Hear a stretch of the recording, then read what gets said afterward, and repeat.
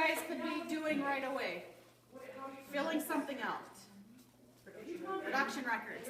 Something that's been a huge problem lately is you put more snacks being eaten than kids that are even in the program that day. Okay? So remember that the estimated number of kids that are going to eat snack are the number that are in your program today. So what is the number with this group, including Amelia and Jordan? 10, yep. And then how many snacks were actually served? Yes, 7. Okay? So make sure we're doing the math, because otherwise, Michelle and I, when we go through the production records, then we have to be like, well, how many snacks did they actually serve? Yes. Do we keep track if kids take seconds? No, and seconds shouldn't be like an advertised thing. But if you accidentally have this much left over because you poured way too much in, then I would let them maybe not take a full scoop, but have another half a scoop. Because whatever you put in this bowl, what happens to it? Garbage. Yep. But say I had some Chex Mix still left in the bag, what do I do with that extra leftover Chex Mix? Yep, put it in a Ziploc, date it, and then it's good. Then it goes in your leftover bin. When I went out to some of the sites, I don't know that it was any of your guys', but stuff was not in Ziploc bags. And the licensor will write you up for not having stuff in Ziploc bags. Things like the chips that are too big, just roll it up, tape it over it, and kind of just put a Ziploc bag over the top. So visually it looks like they're in a Ziploc bag, because you're not going to fit that whole amount in a Ziploc bag. And make sure you're doing your production records immediately. Don't wait till Friday and then try to guess how many. It's really a thing of integrity, because the snacks that we're claiming, we're getting reimbursed for. So if you are not writing down the right number and we're claiming more or less, that's going to hurt us either way.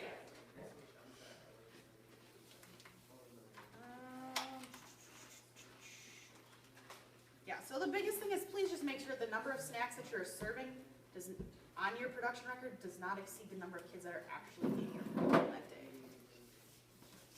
And so I have a couple other things that are not snack related that you guys are all going to get. The first thing, and these are some of the things that we talked about at our, when we went through the staff manual. The first thing is the location and clocking in chart. So you guys all have those binders and bins and things like that. So that's all set across the board with all the sites. But some of you store them in different places. So we want you to tell us where's your programming binder. So if I'm subbing for the day and no one, that maybe a person that works there once in a while is working with me and we don't have a clue where to look for something, we can go to this poster and be like, okay, the program binder is here. Same thing with the accordion folder, enrollment binder, sign-in sheet, and first aid kit. And then the bottom is just the clocking in thing. So that'll be helpful for new staff. You can just say, hey, it's on the sheet. Here's a little QR code, and it walks you through how to clock in. Okay, so each site is one of these.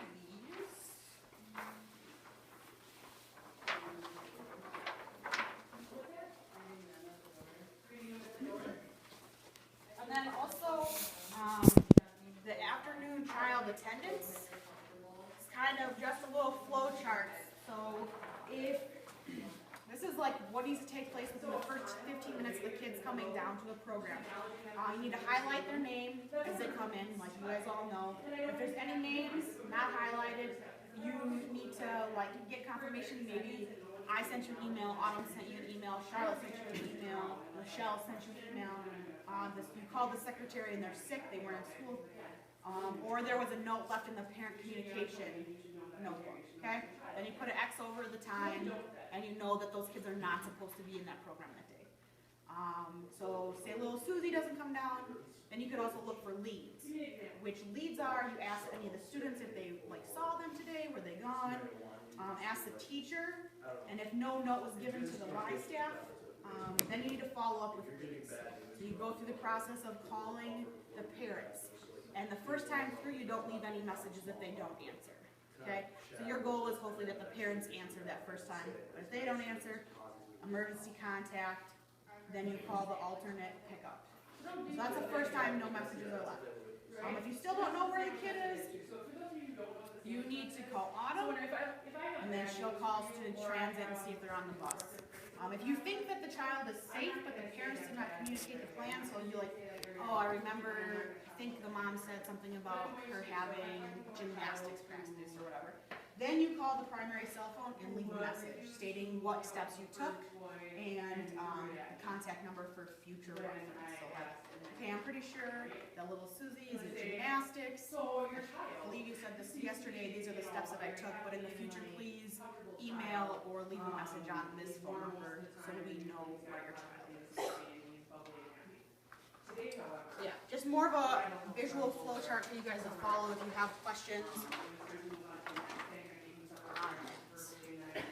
And then the last little handout thing to give you guys is the behavior tracking sheet. And this was something we discussed with the staff manual. And this is just keeping track of those red flags. Just so you can see if there's been a pattern. If a child has gotten like 6 in the last week, maybe there's been a trigger and they haven't gotten any for like 4 months. So it's just a better tool for us to use to help better equip you guys with the tools to kind of see what's going on and work with that kid. So I will give each site 2 for now. But all you're doing is writing the name of the kid, the date, and the reason for the red flag. So then you have it all in one spot and can see what's been going on in that kid. Change my mind. My child had an altercation with another child. When you tell me that other child name, I know that you're telling me the other person my child, right? So Also, I have 3 sites. I have the Clubhouse, St. Mary's, and Putnam. They're And Justice for All posters. I think some of you have the new ones up. You're supposed to turn in the old ones. That green poster, that's what the new one looks like. The old one was like red and blue. If you have already thrown it away and you put the new one up, just take a picture of the new one up and shoot me a text message so I know that they're all up, because that's a licensing thing as well. So they need to make sure that those new ones are up because they changed the discrimination policy. I'm going to get a little uncomfortable, not just about